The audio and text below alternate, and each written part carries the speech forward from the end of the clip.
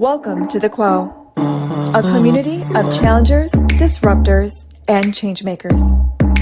I'm your host, Payal Patel. Join me as I dive into stories at the intersection of gender, race, and social and economic issues.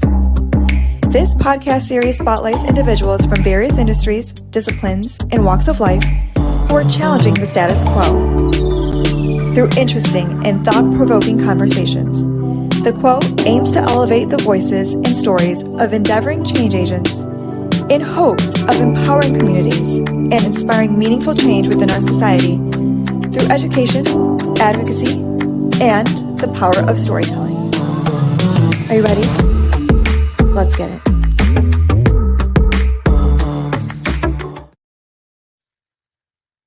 Hey, cohort! Welcome to another episode of The Quo. I'm not going to spend so much time on a solo introduction here because I want to get right into today's guest. I'm really excited to chat with her. She's actually introduced to me by a mutual friend, someone I really trust, and she was introduced as someone who is a powerful embodiment of challenging the status quo. Her name is Hannah Bonecutter. She's an actress, model, spoken word poet, and filmmaker. She's actually acted on several film projects ranging from major network television series to independent narrative features. Hannah has also executively produced several of her own film projects, which I'm really excited to talk to her about. One being a feature-length documentary entitled Live as the Majority, and another being an award-winning experimental short film entitled Minstrel versus Puppet. She balances artistry among other careers as a licensed educator, public health professional, public speaker, and professional organizer with her own business entitled Bonecutter. We organize to the bone. I love this. This is so cute. And I can't wait to talk to her about that as well. But also in the mix is her activism, where Hannah serves in diverse leadership roles for 4 separate nonprofit organizations in the Chicagoland community.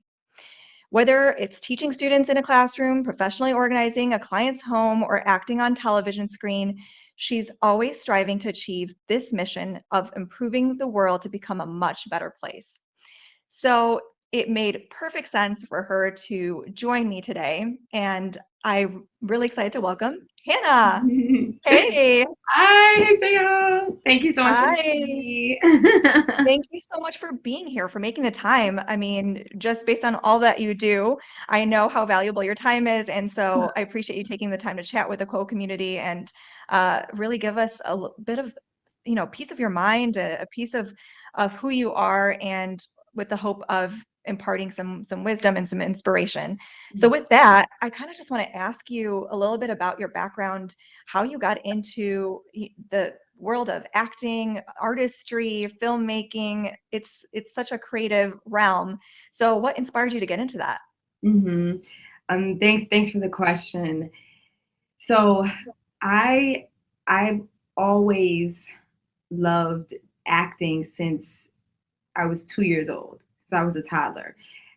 There would be the shows on television, and I would be acting it out in the living room while watching it and trying to get other people in my household involved with me who are not nearly as enthusiastic. So that's always been there. And then, in fact, art then in general, because I truly am a lover of all art. I absolutely love going to museums and art galleries and seeing just visual art, sculptures, everything. And that's always been innate, I would say. I actually I'll try and keep this part short, but my mom recently came across a printed public book for like the Field Museum or something, and this was in the early 90s when I was a kid, and it was depicting all these different art projects that kids can do with their parents or with an adult at home, right? And they, for each different kind, they had the kid and their parent, and then they had a close-up of their hands doing the artwork. But what my mom told me is that while mine was for one particular project on there, all the other projects, the kids did not want to do the actual art. Like they got tired or they threw a fit or something. And so they just the photographers and the people at the film museum, or whichever museum it was, because I might be wrong, it might have been the art institute, but whatever, they were like, look, just have Hannah do it, and we'll just take the picture of her hands doing the art project. So while it's different faces on all the different projects pages, my hands are doing the artwork in every one of them. And that was further like solidification to me of, wow, yeah, you've always been an artist. You've always loved all different kinds of art and whatnot. And when I went to away to college, I was still in state, but I majored in nothing related to art per se. It was elementary ed with a concentration in math. And I kind of took a break while I did some spoken word poetry in college. And that really started in high school through Spoken Word Club, which was phenomenal. And that's when I got into slams and it's Chicago community with spoken word, etc. Art kind of took a pause in a way in college, and I was really just trying to graduate and graduate on time. And then when I got back to Chicago, I was able to get more into the acting scene. And as CineSpace Studios was starting to get built up and more notoriety and whatnot, I was able to get on these network films as well as many indie amazing projects here in the Chicagoland area. And then in terms of filmmaking, and then along with that, modeling different things, a lot of times I do promotional modeling. I really do enjoy that, where you can kind of communicate to a potential customer about the product and engage in cool dialogue. With filmmaking, I never saw myself initially as a filmmaker or behind the scenes of it. While I knew I'm a writer with poetry, I never saw that really translate into, oh, I can write a movie or transform my spoken word into a film. But as I gained more experience and saw all the different components of filmmaking, I said, you know what? I guess I can do this. And it more so, Payal, it happened with the notion of the message that I felt needed to be out there, and it wasn't. And nobody else was putting it out there. So I said, you know what? I'll just do it. I'll figure out, I've done this part in film and I've seen this part. I guess I could try and put it together. And that's how Live as a Majority got Okay. So that's really great to hear that you identified a gap in the arts, right? In the media landscape. And I have been talking about this in previous episodes. I've been talking about it with my own family, friends, the network, about there has been a lack of representation. There's been a lack of a message that resonates with communities that are, not traditionally white or seen as like 100% American and all of that. And I feel like you found that space and you tried to occupy it. So for you, what was that message that was missing? What made you feel compelled to get out there and promote that specific message that you felt was missing? Yeah, thank you for that. So I've now executive produced 3 films, so 3 of my own, and each of them, I would say, definitely have distinct messages and points. What I will say is the through line with all of them, and certainly my life probably, is this notion and just passion for justice and equity and exposure of injustices. So in Live as the Majority, the topic focus is on homelessness. But in my view, and from knowledge that I've gained in various ways and experiences, that is one of the biggest injustices worldwide. And it's very apparent in a city like Chicago, where if you walk downtown, so there's a high percentage that you will see somebody homeless. And I've seen that then my whole life growing up here. And it's always touched me in a way. And I also feel that is a story that is a real narrative and popular enough narrative, meaning there is a high enough percentage of homeless people that is not getting told and is not getting the attention nor the addressing of help and solutions that it deserves, that it should. And so similarly with minstrel versus puppet, there's this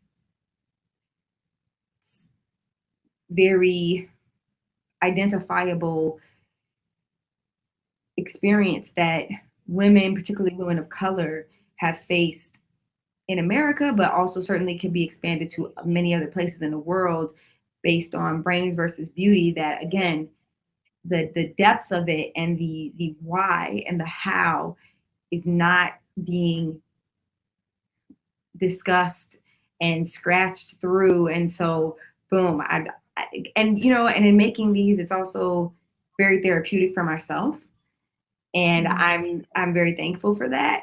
So, granted, it can be a grueling process at times because it's multiple people involved and everything like that. But yeah, that's those are a couple. And this last one, it's not out yet, but the film festivals will be receiving it soon. It's pandemic inspired, so kind of think pandemic and global with that if you can. But yeah. Okay, and you're talking about minstrel versus puppet, right? This next one is not Minstrel versus Puppet. It's not out yet. Minstrel versus Puppet Oh, is, and okay. that's the Right. dichotomy of the brains and beauty women of color Oh, type. got it. Okay. But yeah, the other one, I won't say the title, but it's pandemic inspired. Oh, I see. Okay, okay. A tease. Yes. But something to look forward to for sure. So Mhm. walk us through your creative process, especially when you're trying to incorporate such hypersensitive issues and incorporating social justice issues into your work. What does that process look like? How do you bake in these threads of, gender equality and racial equity and all of that? How does that happen for you? Yeah, no, that's a great question. And so a lot, at least two of my own films are experimental in as their genre, which basically means kind of just how it sounds, like experiment, new, different, strange, uncharted territory in a way, but also how it's put together is somewhat or can be seen as abstract. And that is rooted in my spoken word poetry. And I think as many may know, poetry can take so many different forms and shapes and can be delivered in so many different ways. And that's kind of the beauty of it. And poetry also does not have to be direct in terms of how it's worded. The girl saw the tree. It doesn't have to be like that. So nor do these films that are experimental. And so the origin for those is that spoken word, that writing for me, and then I tune it up, and that writing is about whatever social justice issue or issues, and it has strings of that I'm grabbing from articles I've read, or a lot of times my own experiences, right? Mm-hmm. And I'm just putting it into as much of a painting a picture, artistic, engaging way as I can. But then, depending on the exact concept I may be referencing, or rather not even concept, but even historical fact or historical moment, I will do my research and fact check and make sure I'm getting it from the correct report and pulling the correct data, et cetera. And that was actually a bigger component in Live as the Majority, because several times there are statistics that come across the screen, right? As well as in this upcoming film that's not yet out, you can think about pandemic and how much data has been came out from the pandemic and rates and all of this, that type of thing, the disparities that have been exposed, right? So Yeah. gathering that information, but again, painting it over artistically, because it's very Mm-hmm. important that the information is out. Not everybody can get it and pick it up at reading a report, right? So Yeah. So then, given that you've put so much of your personal work into, or your personal life into your work, rather, does it feel very vulnerable for you to leave it all out there, for people to see, to kind of like shed those layers of who you are and let the world see? Yes. Um, I would say absolutely, and probably still to this day, Minstrel versus Puppet is the one that does that most explicitly Okay. and so close to home. And it is because there's also always this thing of you don't know what all the repercussions may be, right? And Right. repercussions can be 30 years from now, right? Hmm. And Hmm. especially now with this very high access digital world we live in, it can certainly cause you to not just pause but stop. Mm. However, for me, what solidifies me in continuing to be brave in a sense, and that's what I've heard people say, some that have seen Mitchell versus Puppet, like, wow, that was very brave that you did that. Because of course, and your name is attached to it and all that, is that the humanity that needs to be highlighted. Because the fact of the matter is none of us are one way 100% of the time. And we all have hurts. We all have struggles. We and just because some are not as publicly acknowledged or accepted, particularly among certain populations, does not mean that they do not deserve to be publicized, especially if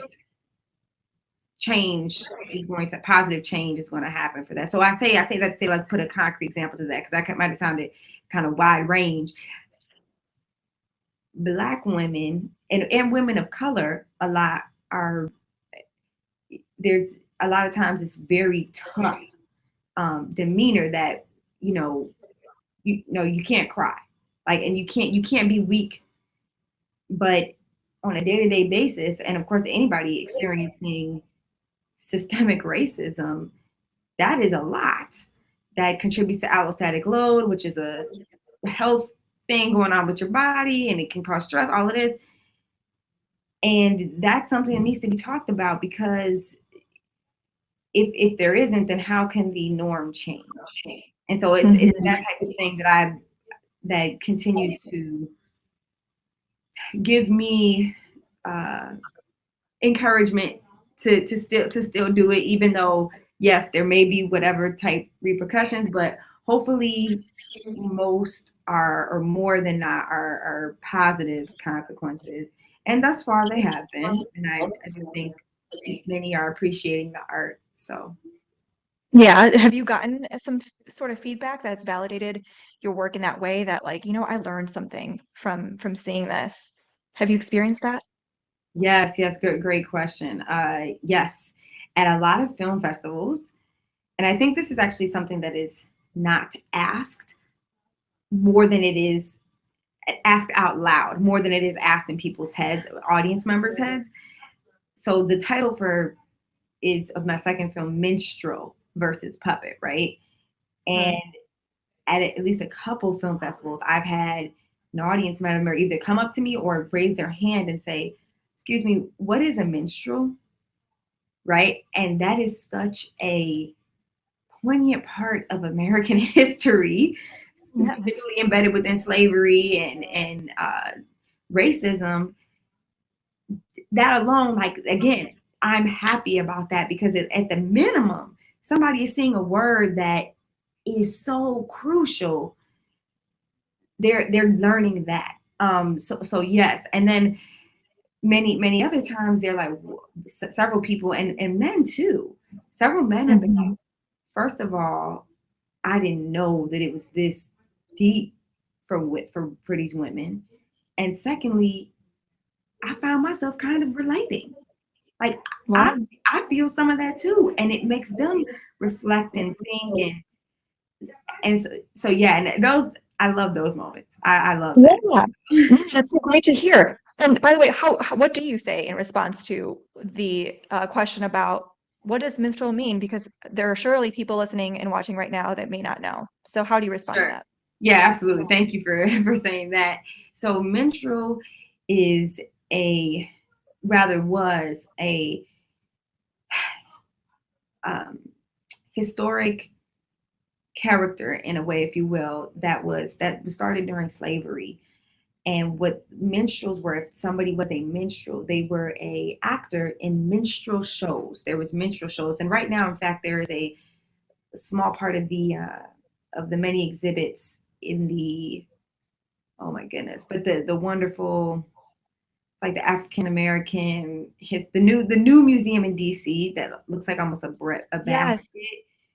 I've been there. Okay, Great museum. Great museum. Such a great resource. Yeah. yes, yes, I like it a lot too. And there's a small part in it, I think, at one of the top floors that is about minstrels, and it goes into a bit of depth in what minstrel shows.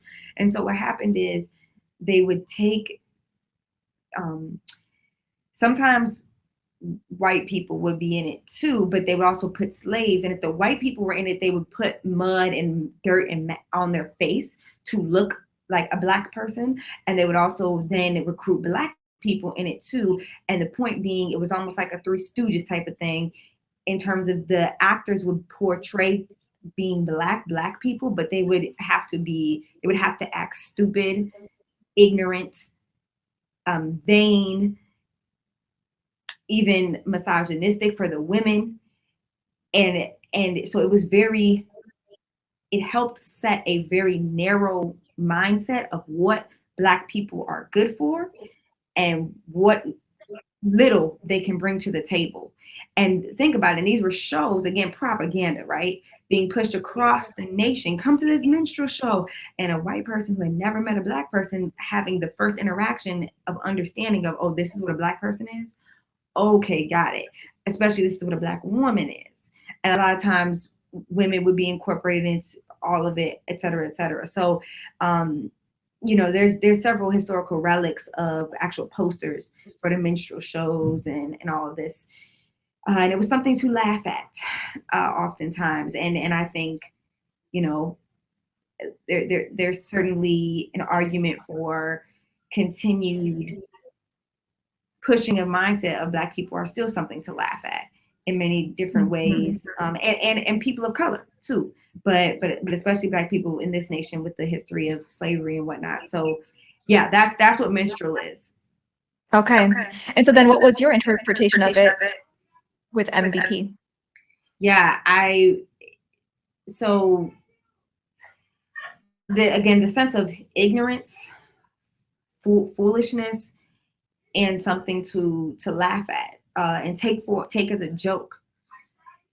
That those are kind of some of the key components, as well as like um, misogyny mixed in with it too, and property of body, because in many ways the actors in these minstrel shows were the owner of the show's property, um, embedded within MVP, because the minstrel character is being critiqued in on those points from the puppet.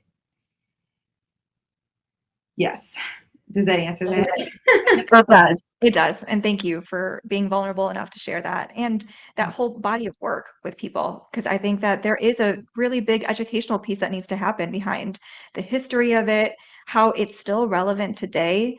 And so I'm just grateful that you've raised your hand and been willing to be that person that steps forward in the spotlight and shares that story in such a meaningful way. You also talked about that Minstrel versus Puppet has a storyline theme of beauty versus intellect. So how do you balance the two? Yes. uh, it's a it's an for me it's an everyday conscious thought and balancing act. And I Mhm. think that's also a reflection of society. At least where I'm at right now, society doesn't let me forget either of those every day, which can be a great thing, but can also be not so great and annoying at times. So for example, several times, and I grew up getting this, and this is just a very tangible example, but I'll have cars honk at me, men driving cars honk at me, and I mean, very blatant, and that's reminding me, okay, beauty, that's what you're seen for, that's what you're going to be recognized for, that's what you're known for, that's what's cared about, right? But then I say, okay, wait, I'm not gonna take that all the way through. And soon enough, I'll be in a certain space, whether it's at work or at a board meeting or in the community doing a talk of some sorts, where I'm like, okay, well, I just can't stand up here and look pretty, right? I have to engage and bring whatever intellect and knowledge I can to why I'm here. And so that type of thing, but also appreciating both, I think. And I think that's important, in loving both, but being balanced in that love and not relying on either too much in an that can manifest in an unhealthy way. So Yeah, that makes sense. And I share that struggle because you're right. The first thing that most people, especially about women and women of color, because there's a fetish that, a fetish side, I am messing up this word, but a fetish that has to do yes. with women of color, of exotic women. Like that's what I got when I was in college. Like, oh, you're so exotic. Where are you from? And I'm like, Mhm. I'm from here, Chicago, and well, Mhm. I was in Milwaukee for college, but like the US, I'm American. No, no, no, but where are you really from? No, I'm really from here, And Right. so there was this perpetuation of one fantasizing and fetishizing my my appearance because I look foreign and therefore it's exotic, but the word exotic by virtue means foreign, that you're not Mhm. from here and you don't Mhm. belong. At the time, I took it as a compliment. And everywhere I went, that word was used, and I thought it was such a great word. And I was like, oh, cool. So I played into it. And then I tried to leverage the beauty piece to get opportunities. But then Mhm. I was doing myself a disservice when I lean into that versus I'm a perfectly competent and intellectual person. And it started to then pain me that my intelligence wasn't at the forefront of everything, And so then I Mhm. started to play into that more. I started to really lean into that a lot more. But then I was like, but listen, I wanna embrace what I look like. I want that to be a part of my story too. So why can't I have both? Why do I have to, I kept feeling I was overcompensating one way or another. So I'm glad to hear that something that you share and that's something that you've underscored in your work. It Thank you. really Yeah, means a no, lot. and I cannot completely relate to that. I'm sure you can. And that actually leads me to my next question of imposter syndrome. This is a buzzword. It's something that people talk about a lot. A lot of people don't even know oftentimes what it is, but imposter syndrome is obviously something, at least by my definition, that you experience when you don't feel a sense of belonging because you've kind of been made to feel like I'm not supposed to exist in this space, but I'm here Mhm. anyway, Mhm. and I kind of feel like a fraud for being here because this space wasn't created for me. And so that's how I interpret it, but I would love to hear your interpretation of it, and especially as a woman of color. And what are some ways that you've overcome it? Because I imagine, especially working in the arts and working in the spaces that you've been in, that's something that's likely very real. Would you agree that's Yeah. what's No, surfaced for you? absolutely, Payal. And for the, the foreseeable future, I see that continuing to be, if not maybe increasing, um, as a opportunity for that to exist. Although I'm working on checking myself now that I know what that is, and I'm so glad that you said often a thing that people don't know, even though it is a buzzword, people may not know the meaning. And so thank you for defining it. That's exactly correct how I understand it and how I felt it. And So I didn't know what it was until 2019. But I had Mm-hmm. felt it my entire life, especially being in honors classes, because most, school is such a big part of most people's life here, in America. You do at least 8 years of it, right? So in the classroom setting, in honors and AP classes, where I'm the only person of color, and but I didn't know why I was feeling like, oh, I'm not really supposed to be here, or I don't feel right, I don't feel comfortable. What is this? Just knowing the term is empowering. And that allows you to then control the feelings, or work on controlling the feelings better that you may get when you're feeling that, and knowing that, wait a minute, no, no, no, but I am supposed to be here. I do deserve this spot and this role for this. And so, um, and I didn't learn the term until I was in my master's, a public health program. That's what tuned me into it. Thank God. And was it in payout? Can you remind me again? Was the question, how do I deal with it on a regular basis? Yeah. How do you overcome imposter syndrome? Like, what are some ways that you try to move past it in whether you're in your workspace or even on a personal level? Right, right, right. I think so. Again, knowing it, knowing the definition now, trying to catch myself when I feel it, but then also, I think the biggest thing is having this responsibility, feeling a responsibility to say, you know what, I feel this right now because the stats are I'm a minority in this space, Mm-hmm. but I have to remain in this space and continue to be in other spaces where I'm currently a minority, so that it flips, so that in 30 years, imposter syndrome in these spaces can't even be had, because the majority is of color, or the majority is women. And that's something huge I'm passionate about in film, in particular, but I mean, really all of it, policy making, everything that There's I'm. so many spaces, right? Yeah. I mean, for me, it happened for me in sports. I spent a decade Okay. working in sports. So my background, my history is in sports. I started off as a sports reporter. And even in looking at sports reporters to look up to that I wanted to be like, first of all, there were very few women to find. Mhm. When I did find women, I was looking at Erin Andrews and Carissa Thompson, white women. So my examples were still, white people. Right. And the very few women were white women. So like, I had to create that space for myself. But then once I got in there and I realized I was in a male dominant industry, I felt so like, what am I doing here? I Mhm. don't feel a sense of belonging. And moving past that was so uncomfortable. But you're right. There were the days that I wanted to give up. I had to remind myself that if I don't stay here, then it won't open the door for the next person. And we'll Mhm. keep like exiting these types of spaces because of this imposter syndrome. Um, and we'll never make progress. Right. Now, of course, I exited anyway, but Mhm.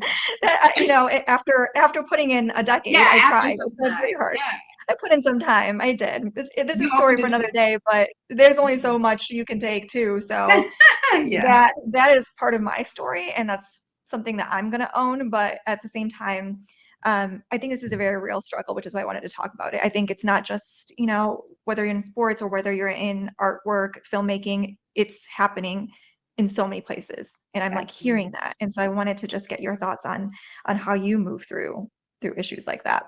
Yeah. No, thank you. I completely agree. Yeah. And then I know you also engage in a lot of activism work on the side, and you're also trying to help kind of bridge the divides, whether it's in gender equality or racial equity. What are some tangible steps that you've found to be effective in helping us make the right strides in the right direction? Mm. That's that's a good question. It's a loaded one because this Yeah, is I was something gonna that, say. I mean, listen, if you have the answer fully built out for this, that means you've solved like 90% of the world's problems, right? Not at all. Yeah, exactly. Yeah, I will say I really appreciate how you say tangible steps, I think that this may well not be a word, but we're going to be artistic. Tangibility All right. can be Word. can be different for each person. And so for me, it's certainly been several different things, but that's the beauty in it. And I think everybody can find something that works best for them, where they are contributing to whatever push or mission for change, for positive change, for betterment for all, as well as where they feel that they are a contributor and they feel successful about it. So, for example, for myself, with one of the nonprofits, Justice Journey Alliance, which is very much about racial reconciliation and discussing these race issues and how do we are more inclusive, equitable, and equality forward. I every week there's a Just Us conversation, usually about each month, that brings in a phenomenal speaker who's a expert on whatever topic. Maybe it's trauma, maybe it's law, racism in law, and things like that. And I usually do a unique spoken word piece just for that, Just Us. And for me, I know I feel successful in that, in terms of I know that for the people in attendance, it is triggering emotions and deep thought about these important issues that have to be thought about, that people have to be aware of in order to even start to figure out what other next steps they may want to do. So for me, that's a tangible thing, right? Writing and performing the spoken word poetry about the issue that can touch people in unique ways for them to get them doing something that works for them on the issue. Um, it may also look like participating in a statewide, citywide march, which I've done before, right? And I Mhm. was in the recent, well, I think it was like about a couple of years ago, but the climate change march here in Chicago, and I felt really great about that. And some of my colleagues were in it too, and they felt like, okay, this is a tangible thing I can do that contributes, that pushes the needle forward. That, hey, look, the news is capturing this, so people are caring about this, and things need to be done. Hopefully, policies will change that help this cause. You know, and there's like cliche tangibles. There's also non-cliche tangibles, and I think uh, Gretchen, I'm gonna mess the last name up, but what she did in terms of standing Climate outside. change.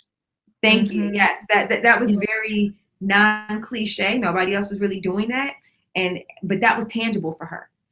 Yeah. For another person, it could be saying a speech in class.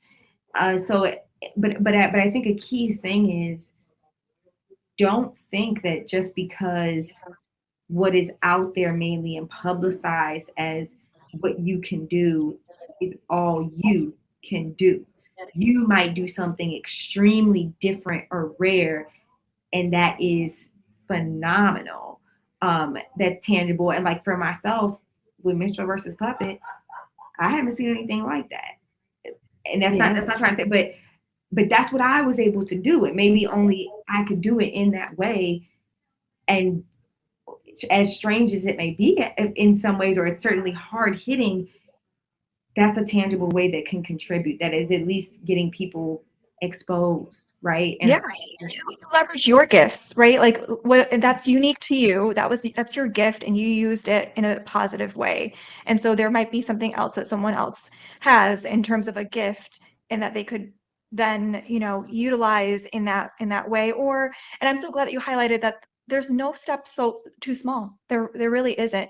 yeah, You could do something as simple as if you've got the funds, maybe you make a contribution, but if you don't, maybe it's getting on the phone, calling your legislators and pushing for certain right. policies, right? Or like you said, going to marches and making sure that you're part of that collective that is trying to drive for change. So that is ways that you move the needle forward. It might not always feel like this one step is getting things done, but I Mhm. think they add up over Absolutely, time.